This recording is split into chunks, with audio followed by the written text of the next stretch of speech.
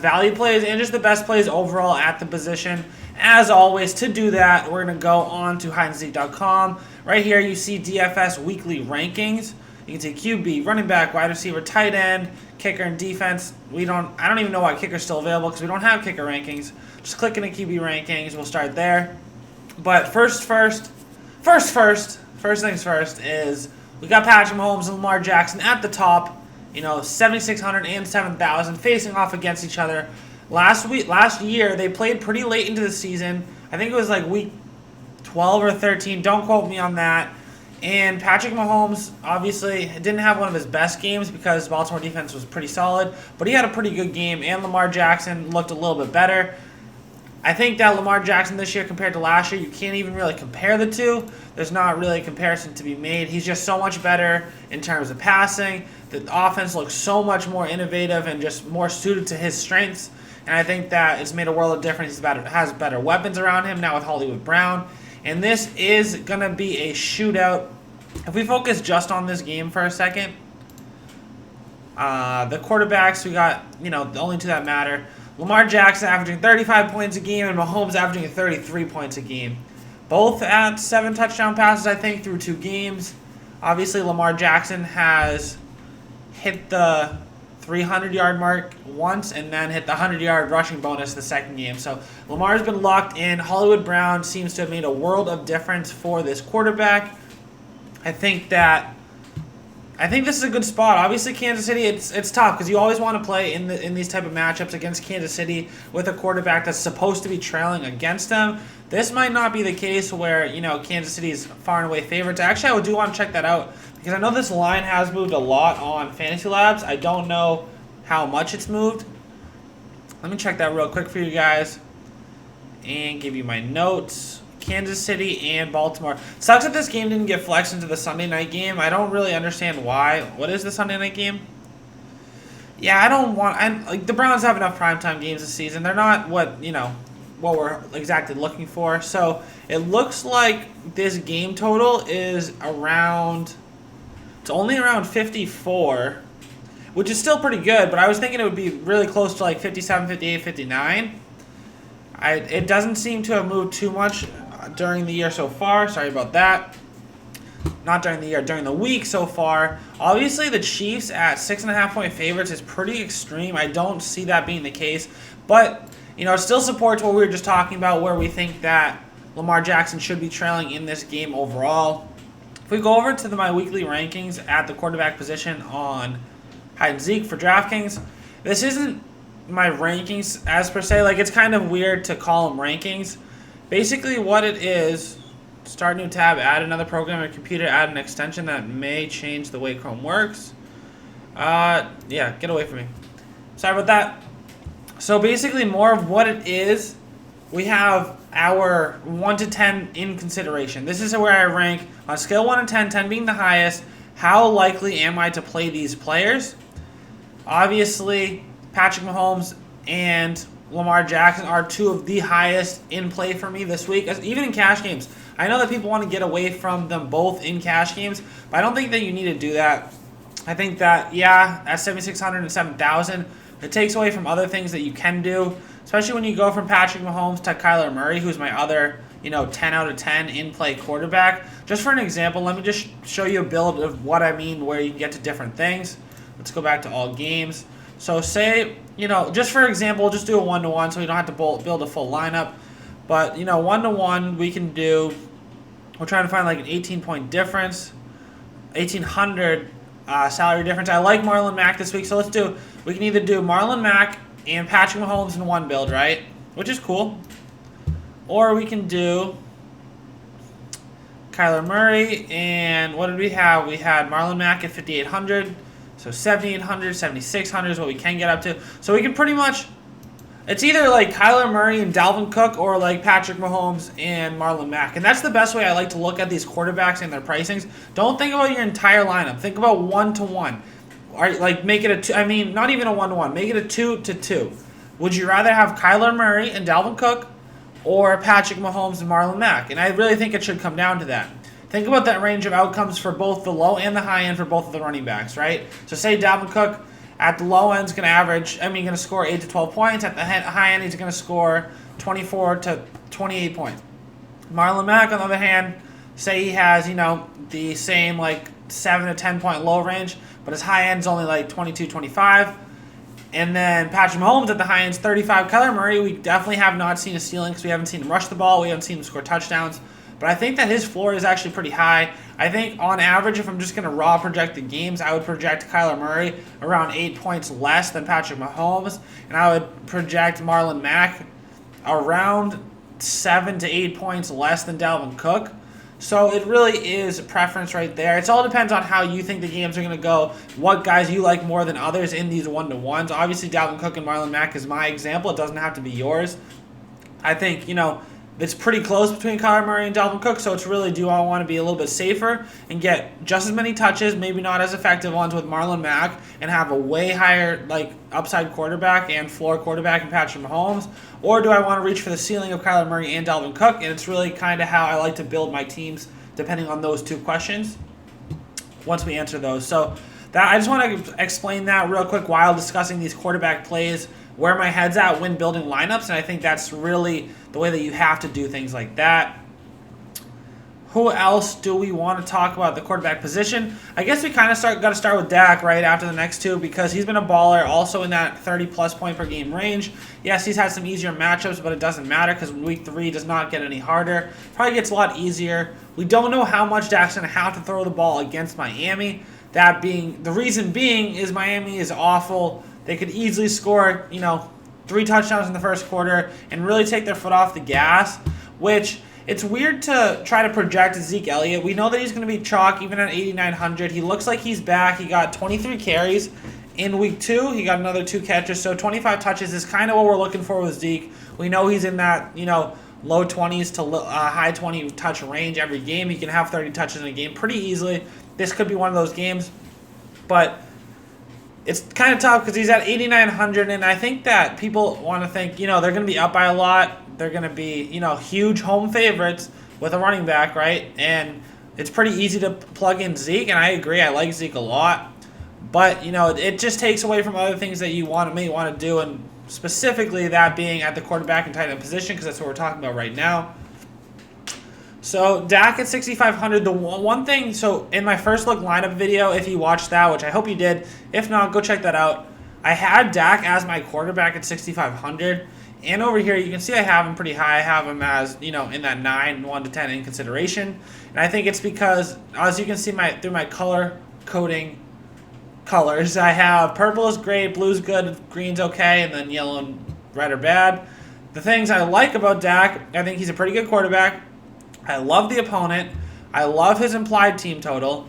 And the price is all right. So he has 2 purples, a blue, and a green, which is really good. And that's why I have him so high in consideration, because this team total is really good, and this opponent's really good. He's been playing very well. The one thing that gives me a little bit of trepidation is he's going to be without Michael Gallup. And I don't think he's Patrick Mahomes, where Patrick Mahomes can lose Tyreek Hill and just say, all right, suit up Demarcus Robinson, suit up Mecole Hardman, and nothing's going to look any different. I do think that obviously Gallup isn't the number 1. Amari is definitely the number 1 in Dallas. Michael Gallup's made some serious strides. Dak has been looking for him a lot. It opens things up for Cooper. It opens up the passing game as a whole a little bit overall. So that's just one thing to think about. Russell Wilson's been playing very well. I don't love the matchup against the Saints, even though, I don't love the matchup there at all. Jimmy G's been playing a little bit better. Pittsburgh is not a bad matchup. Russell Wilson tore him up in week 2. Tom Brady looked pretty good in week 1. I understand that this is on paper, this is such a good defense, so it always confuses me, right? If I'm just scouting players, I think that Pittsburgh Steelers defense is really, really solid. So it's kind of confusing here. But, coaching matters. It really does. And it's just, there's something missing on that team. I understand that they just traded a first-round pick for Minkah Fitzpatrick. It's not going to be easy for a young DB, just to come into, a new system and just make that huge impact right away. I don't love Jimmy's weapons, and we really have this low 11-point floor. So I'm really not, he's not in consideration for me at 6,200. This is mostly cash game, and we're looking at it in a cash game lens, and he's not really in play for me there.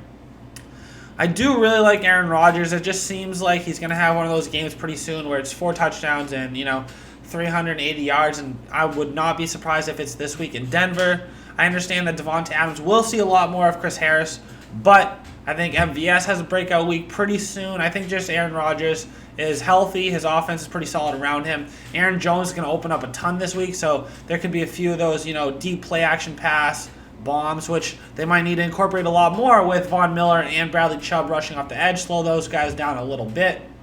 But at 6,100, I just think there's better plays. Cam, we don't know if he's officially out yet, but it looks like Kyle Allen will get the start. We'll let you know more once I figure that out.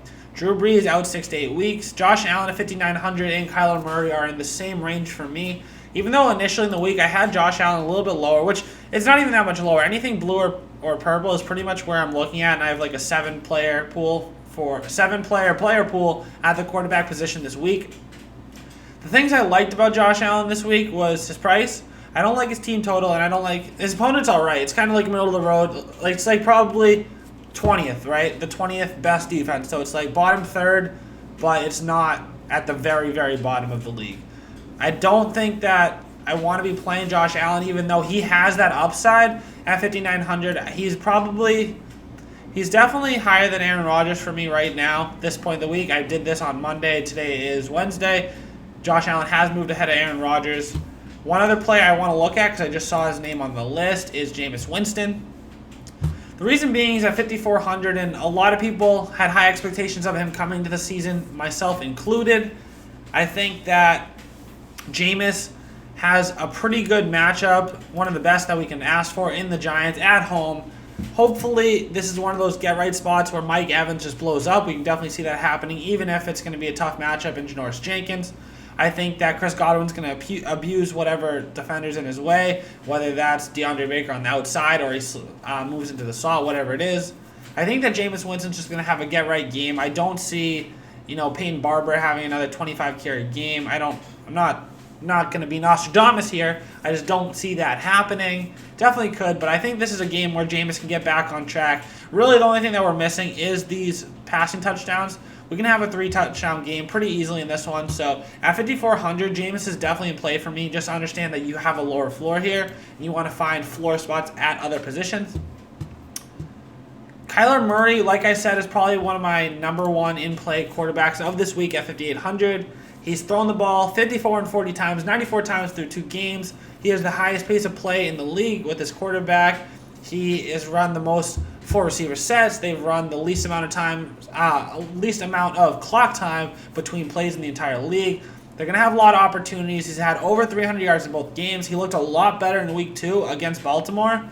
And I really don't think we've seen anything close to his ceiling. He's played 2 teams that are tough to run against at the quarterback position. They've been down at the 5-yard line or closer, I think, 6 times this season, and they haven't converted that into a touchdown. Those type of things will change. That's a little bit of variance that we have in this game. So I think Kyler Murray might be on the positive side of that variance this week. And I think that it's a great matchup at home against Carolina. Kyler Murray at 5,800 is pretty tough not to just lock him in, but there are just other plays on the slate. I am interested a little bit in Matt Stafford at Philadelphia. Yes, in week 2, he didn't have the same type of game, but the matchup was much tougher. Philadelphia's corners are a team to attack. I think Kenny Galladay has a big week. Excuse me. I think Kenny G has a big week, and I think that Matt Stafford at 5,500 is a good pivot, especially in tournaments, because I think that a lot of people are going to be, if they're down to this range, they're going to look at 5,400, or they're going to look right above at 5,600, or 5,800, or 5,900. So I think that Matt Stafford is a very low-owned quarterback in tournament slates. If we move over to the tight end position, which I will do the same thing over on HydeAndZeke.com. Moving over to the tight end position, yes, we are going to be wanting to get exposed to Travis Kelce as much as possible.